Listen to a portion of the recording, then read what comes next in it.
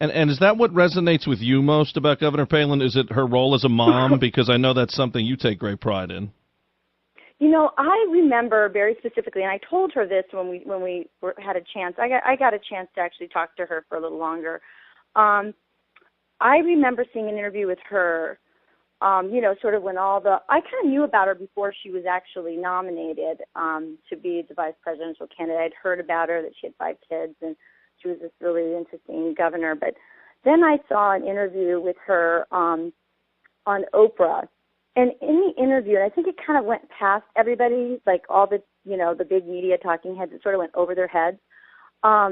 She was talking to Oprah, and she said, I remember when I used to watch you when I was an at-home mom, and it just was one of those comments that she just went on to tell the story. But it really struck me that, you could never imagine, for example, a Hilary Clinton saying, back when I was an at-home mom, And so it really was this new thing that, she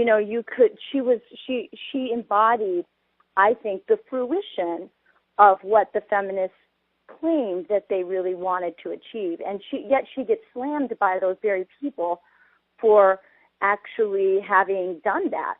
And that is to have had all these different roles in her life, to be totally unapologetic for those roles, whether it's, at-home mom and then governor and mayor and juggling it all.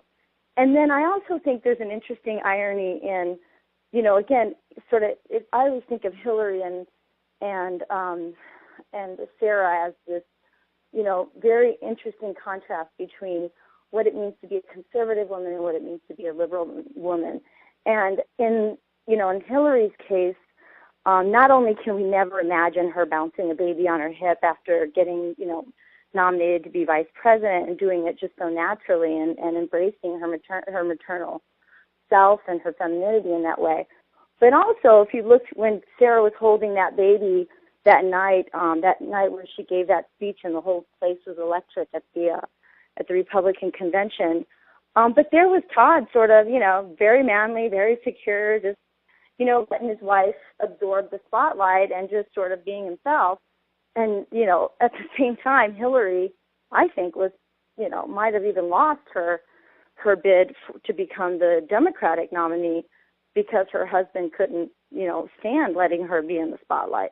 So I just think there's a lot of irony that, this truly emancipated woman, this truly, egalitarian, supportive relationship that is supposedly what feminists really, said that we were going to aspire towards, and yet it's embodied in this conservative, gun-toting, pro-life, former beauty queen, all these things that they abhor about middle America, Sarah sort of embodies. And I think that's where a lot of the anger comes from on the left towards her.